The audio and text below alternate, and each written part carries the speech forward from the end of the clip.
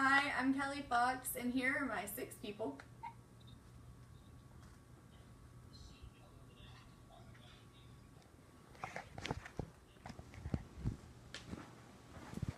I'm going to be talking about Susan B. Anthony and her speech on the women's rights to vote.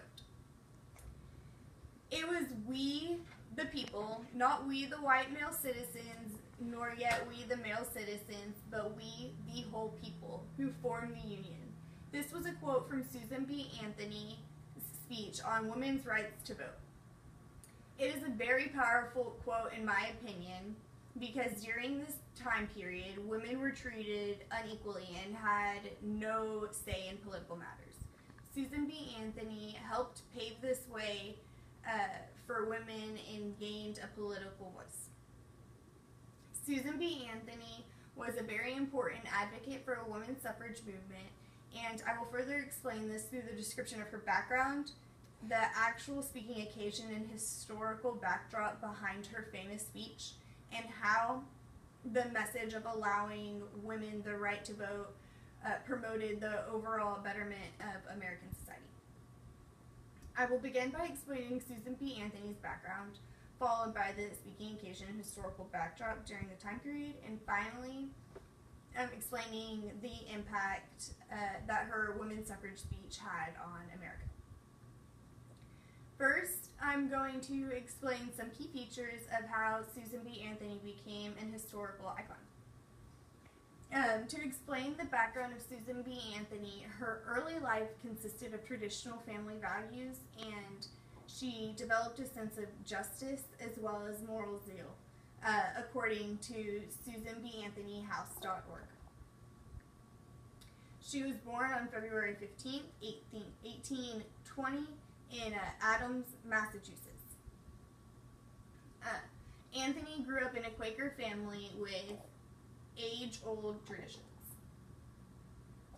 She was born in a time period where African Americans as well as women were not treated nearly as fair as their fellow white male counterparts. She was especially affected because she was both a woman and African American. Susan B. Anthony joined the women's rights movement in 1852. She truly dedicated her life to women's suffrage, and she campaigned all around the nation for women's rights to vote, the abolition of slavery, the right for women to own their own land and property, and she advocated for women's labor organizations, according to SusanBAnthonyHouse.org. Susan B. Anthony became the voice for women's suffrage movement. She delivered her speech on women's rights to vote. Susan B. Anthony's speaking occasion for her famous women's suffrage speech. She delivered her speech in 1873 in various locations surrounding New York, according to EmersonKent.com. Her speech included the famous quote listed at the beginning of this speech, talking about the Constitution states, "We the people," rather than just "we the white males." She delivered the speech as a result of her 1872 arrest for illegally voting in the presidential election, and she refused to pay her $100 fine. The historical backdrop in this time period was that the United States was still surrounded with horrible repercussions of slavery, and white males were the only ones with political voices. Abraham Lincoln passed the Emancipation Proclamation in 1863 to abolish slavery, and this, in theory, gave African Americans a lot more freedom, but there were still many problems. African Americans gained the ability to vote in 1870. Even though Susan B. Anthony was an African American, she still couldn't vote because she was a woman.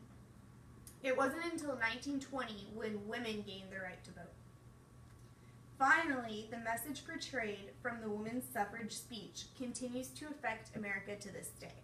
The message from Susan B. Anthony's speech promoted the betterment of America in numerous ways. Women began to stand together and fight for their right to vote. Following Anthony's speech, there were many women's suffrage groups that were created and the nation began to realize how women were currently being treated unfairly.